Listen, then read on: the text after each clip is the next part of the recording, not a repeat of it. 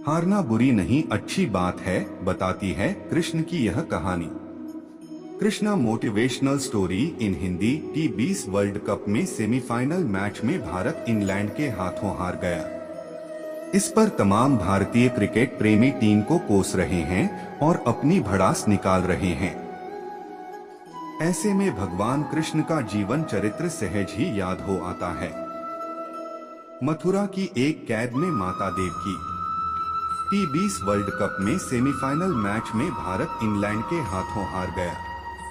इस पर तमाम भारतीय क्रिकेट प्रेमी टीम को कोस रहे हैं और अपनी भड़ास निकाल रहे हैं। ऐसे में भगवान कृष्ण का जीवन चरित्र सहज ही याद हो आता है। मथुरा की एक कैद में माता देवकी के गर्भ से जन्मे कृष्ण ने अपने आचरण से मानव जाति के सामने कई ऐसे उदाहरण रखे जो जीने की राह दिखाते हैं।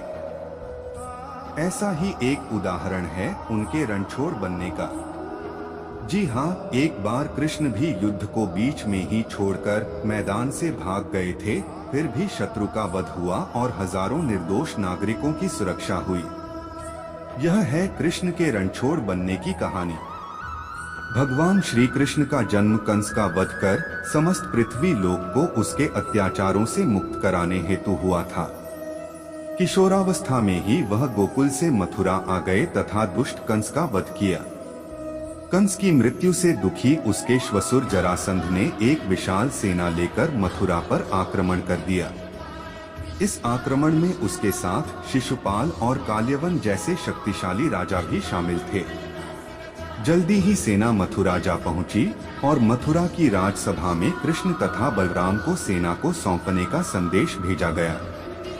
इस युद्ध को टालने तथा मथुरा के निर्दोष नागरिकों को बचाने के लिए कृष्ण ने रातों रात वहां से सैकड़ों किलोमीटर दूर समुद्र में एक नई नगरी द्वारिका का निर्माण करवाया। अपनी माया से उन्होंने समस्त नागरिकों, उनके पशुओं तथा संपत्ति को नींद में ही नई नगरी में पहुंचा दिया। अगले दिन सूर्योदय के समय कृष्ण तथा बलराम जरासंध की सेना के सामने जा पहुंचे और उसे लड़ने के लिए चुनौती दी। जैसे ही जरासंध और दूसरे राजाओं ने कृष्ण को मारने के लिए शस्त्र उठाए, दोनों भाई भागने लगे। उन भाइयों के पीछे जरासंध तथा काल्यवन जैसे राजा भी भागने लगे। कुछ ही देर में दोनों भाई बहुत आगे निकल गए और उनके पीछे केवल मात्र काल्यवन रह गया। उसे देवताओं ने वरदान दिया था कि उसकी हत्या किसी अस्त्र या शस्त्र से नहीं होगी। ऐसे में वह निर्भीक था और लगातार कृष्ण का पीछा करते करते एक गुफा में जा पहुंचा। गुफा में राजा मुचुकुंद सो रहे थे, जिन्हें इंद्रदेव ने वरदान दिया था कि जो भी उन्हें उठाएगा वह उनके देखते ही जलकर भस्म हो जाएगा। वहां पहुंचकर कृष्ण ने सोए हुए मुचुकुंद पर अपना पीतांबर डाल दिया और स्वयं छिप गए। काल्यवन भी वहां जा पहुंचा और सोए हुए राजा मुचुकुंद पर पीतांबर देख उन्हें ही कृष्ण समझ बैठा। उसने मुचुकुंद को उठाने के लिए लात मारी, जिसके कारण उनकी निद्रा खुल गई और उनके देखते ही काल्यवन वहीं पर जलकर भस्म हो गया। तत्पश्चात कृष्ण ने राजा मुचुकुंद को अपने चतुर्भुज स्वरूप में दर्शन दिए और उन्हें मोक्ष पाने का वरदान दिया। वहीं दूसरी ओर जरासंध और बाकी राजा पूरी तरह से खाली मथुरा देखकर वापस लौट गए। युद्ध से भागकर कृष्ण ने रखा देवताओं के वरदान का मान।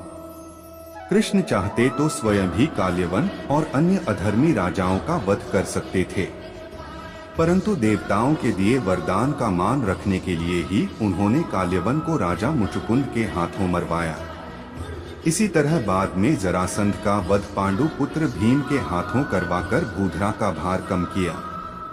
इस तरह कृष्ण ने दिया दुनिया को उदाहरण। भगवान श्री कृष्ण से लीजिए जिंदगी के 6 सबक। इस आलेख को क्यों पढ़े? जीवन के संघर्षों पर क्या सीख है श्री कृष्ण की?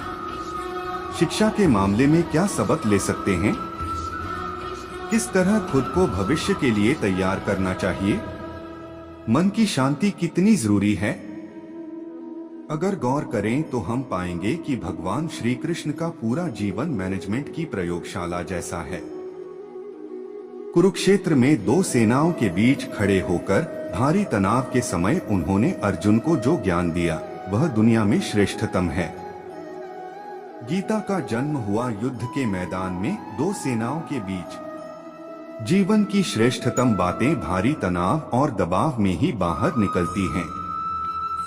अगर आप दिमाग को शांत और मन को स्थिर रखने की कोशिश करें तो सबसे बुरी परिस्थितियों में भी अपने लिए कुछ बहुत बेहतरीन निकाल पाएंगे। यही सिखाते हैं कृष्ण।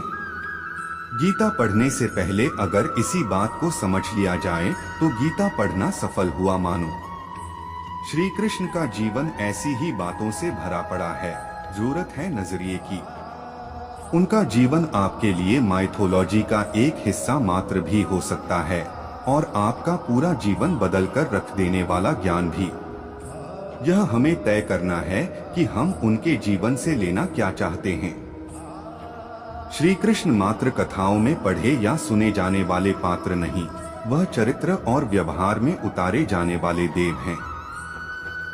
वह हमें सीख देते हैं कि कभी अगर आपको जीवन की स्थितियों पर रोना आए तो एक बार श्री कृष्ण की जीवनी पर नजर जरूर डाल लें।